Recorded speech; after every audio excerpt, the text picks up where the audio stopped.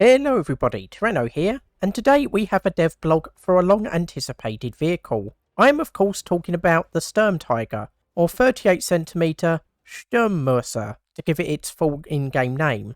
The Sturmtiger will be a premium German vehicle at tier 4, and will be obtainable as the main prize of a special event celebrating War Thunder's 10th anniversary, though we haven't yet got any details as to what this event will involve. Now, the Sturmtiger was a vehicle that came about in 1943 as a heavily armed and armoured assault gun, making it particularly suited for assaulting bunkers or for use in urban combat. However, despite being ready for production by the end of 1943, production didn't actually start until either August or September 1944, depending on the sources used, when Germany was now on the defensive.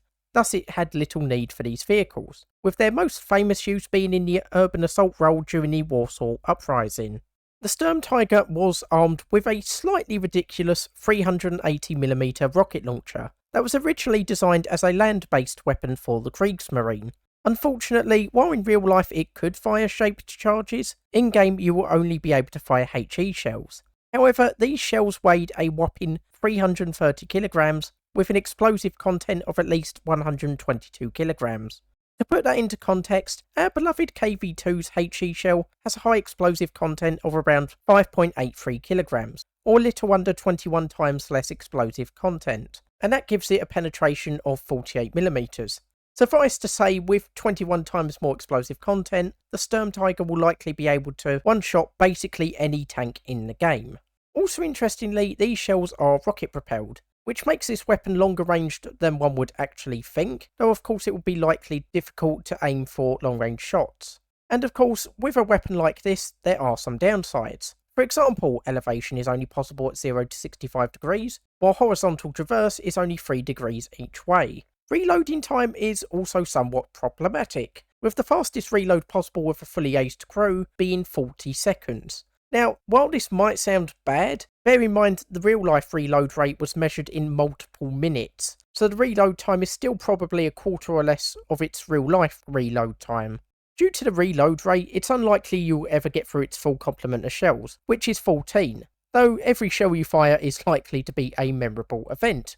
Now, much like with the gun, the armour is also somewhat ridiculous, with the main frontal armour coming in at 150mm at a 45-degree angle, though the lower frontal plate is only 100mm at a much flatter angle, so you're not entirely impervious to the front. Side and rear armour is a respectable 62 to 82mm, meaning that even at these quarters you are still reasonably well protected. Speed is pretty decent as well, with a max speed of just under 25 miles per hour, so while not nippy by any means, it won't be a wallowing duck either. Lastly, crew complement is 5, consisting of a driver, gunner, commander and 2 loaders, with the loss of one of these loaders presumably being a major issue, lengthening the already long reload rate. Now, as the dev blog says, this will be available as a prize for a special event to celebrate War Thunder's 10th anniversary. We haven't been given a date yet on when this will be happening, though I suspect it will be happening in the next 1 or 2 weeks. And we haven't been given any details as to what the event will involve, but hopefully it will be a fairly easy event, as it would be nice to obtain this vehicle without days of grinding, and hopefully I can bring you more on the event when we get more information. But yeah, I think this will be a very good vehicle to have in War Thunder. I was somewhat wondering how they were going to manage it because of the long reload rate. Obviously they have just artificially lowered it well below what it was historically, which, not a huge fan of that, but if it gets it into the game in a somewhat playable state, I suppose it's a good thing in the end.